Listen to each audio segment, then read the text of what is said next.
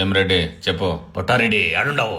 యాడ్నా కుటుంబంతో విజయవాడ వచ్చుండ్లా షాపింగ్కి. బొక్కారెడ్డి మీ ఫ్యామిలీని చెప్పడానికి మాట వేసినాడు. అవునా? మా దగ్గర వేట కొడవలు ఉన్నాయి బా, నరికి పారేస్తాము మేము కూడా. బొమ్మను సెమకరాబ్బా, తర్వాత చూసుకుందాము. సర్లే రెడ్డి, అక్కడే చూసుకుందాం వాడి సంగతి. అడంగులో బయలుదేరండి. ఏమైందన్న ఇప్పుడు?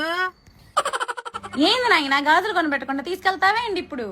చేతులుంటే గాజులు ఇద్దరు కొనుక్కోవచ్చు. వచ్చి కారెక్కండి. ఈ బండాడు చెప్పాడంటే అస్సలు ఆగడు. పదండే.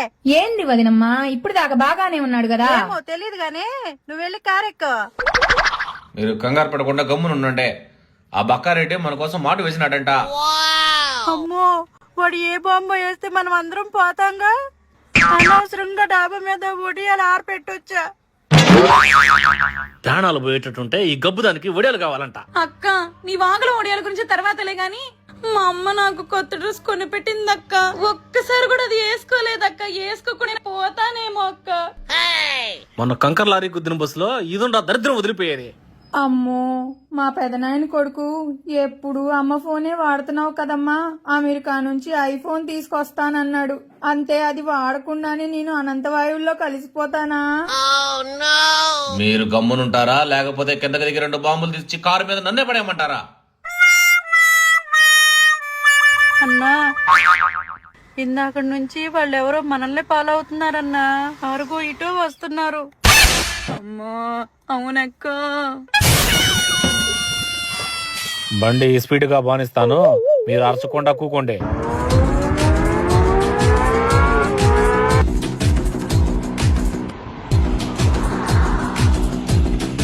అక్కడ ఇక్కడ ఎక్కడికక్కడ ఎత్తిన తలకి రాత పెడతా.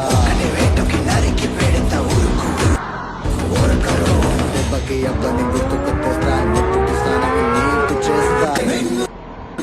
నిన్ను చంపి నీ రక్తంతోనే రాస్తా. హలో రెడ్డి, వాళ్ళు నా వెనకనే ఫాలో అవుతున్నారు. ఏదైతే అదైంది, వాళ్ళని నరికేసి ఏమకొస్తాను.